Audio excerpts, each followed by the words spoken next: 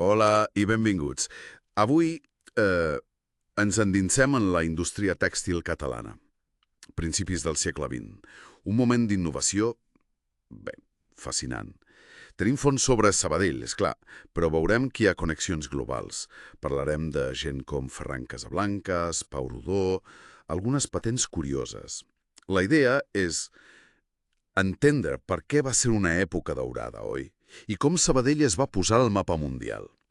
Sabem que Sabadell era el centre de la llana, molt de temps. La maquinària hi jugava un paper clau, no? I sembla que les idees d'aquí van tenir ressò fora. I tant. I aquí, Ferran Casablancas i Planell és potser el nom el més important. Nascut a Sabadell just fa 150 anys, el 1874. Va començar d'aprenent a l'empresa familiar i va acabar sent un inventor reconegut a tot el món. De fet, si algú hi està interessat, el Museu d'Història de Sabadell té ara una exposició sobre ell, molt recomanable. I el seu gran invent, aquell del 1913, el sistema de grans estiratges per a la filatura. Pel que he llegit, va ser una revolució, oi? Com ho va fer per millorar tant el filat? Bé, va ser revolucionari perquè va aconseguir imitar amb màquines el gest clau de filar a mà. Allò de retenir, estirar i després torçar la fibra. Va fer servir unes corretges de cuir, molt intel·ligent, per controlar les fibres, sobretot les curtes, que sempre eren un problema. Ah, clar, les fibres curtes. Exacte. I això va permetre simplificar moltíssim tot el procés. Es van poder treure passos sencers, com les metxeres, unes màquines que preparaven el material abans de filar. Ostres, imagina l'estalvi llavors. Menys màquines, menys gent, dius fins a un 40% menys de personal. I menys energia. Sí, l'estalvi era enorme. I a sobre, la qualitat del fil millorava, era més regular. I els costos podien baixar gairebé a la meitat. Un impacte brutal. I això va començar amb el cotó, però després se va aplicar tot, oi? A la llana, a l'estam... Exacte. Llana, estam, que és un fil de llana pentinada, saps? Més fi, i fins i tot a les fibres artificials que començaven a sortir. Però l'èxit no va ser automàtic. Al principi, aquí a casa, hi havia escepticisme. Després va venir la Primera Guerra Mundial. Un entrebanc important. Sí. El moment clau va ser el 1919. Un industrial francès, Louis Mott, s'hi va interessar seriosament. I a partir d'aquí, l'expansió global. Vaja, sembla que va anar molt ràpid. Patents Casablancas S.A., Filatures Casablancas S.A., empreses als 5 continents. Gestionar això des de Sabadell devia ser... Uau! Ho va ser. I aquí hi ha un altre punt clau. Casablancas no va fer tot sol. Això és important. Va crear una xarxa de col·laboradors molt bons, gent com Luis Assador, Frederic Rajola, Pere Gual i Villalbí. Això ens diu que per innovar a gran escala no n'hi ha prou amb la idea tècnica. Cal gent experta en finances, en lleis, en gestió, per moure's pel món. Clar, és tota una estructura. Exacte. I el reconeixement va arribar. Premis, homenatges. El més gran pot ser nomenat membre d'honor del Tèxtil Institute de Manchester el 1941. Va ser el primer estranger. Li deien l'artesà de Sabadell. Curiosa definició per un empresari global, oi? Però també estava implicat aquí. El Banc de Sabadell, la Mútua Sabadellenca... Però no només era Casablancas. L'ecosistema innovador era més ric.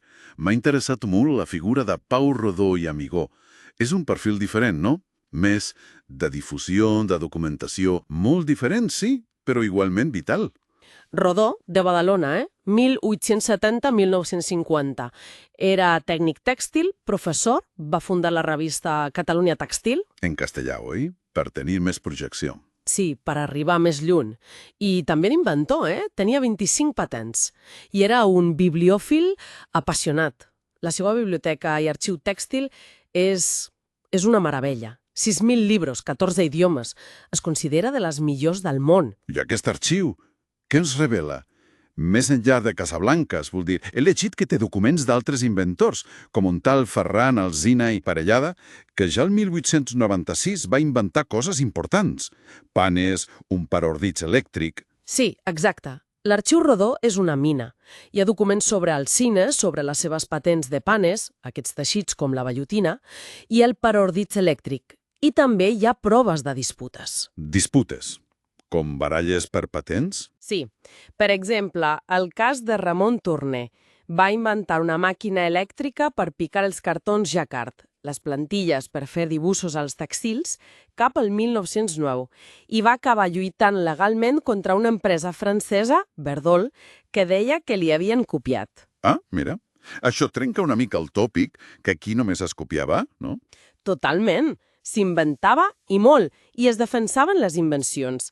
L'arxiu Rodon ho demostra. Parlant de patents, amb la llei de propietat industrial del 1902, sembla que hi havia força moviment, no? Catalunya anava al capdavant en registres tèxtils, però també en metal·lúrgia, química. Sí, sí. Hi havia patents d'invenció, per coses totalment noves, edicions per millores i models d'utilitat per dissenys més pràctics. N'hi ha una de curiosa, la 42.166 del 1907.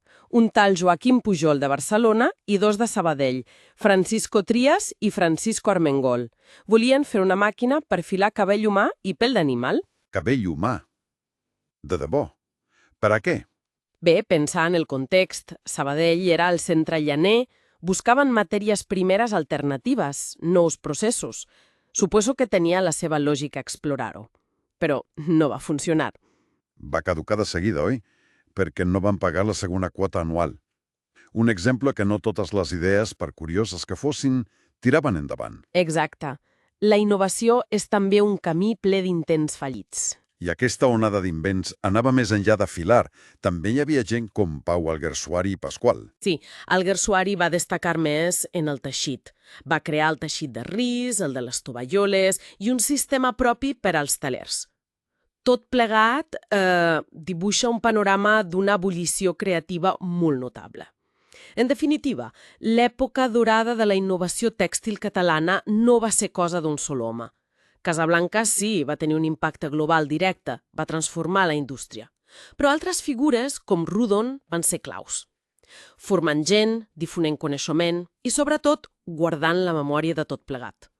Ens mostren una xarxa molt més rica i complexa. I això ens deixa amb una pregunta final, una mica provocadora, potser.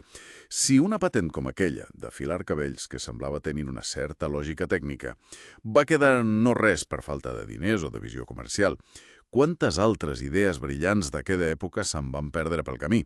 Quantes històries d'innovació catalana encara deuen dormir als arxius, esperant ser descobertes? Bé, aquí ho deixem per avui. Molt interessant.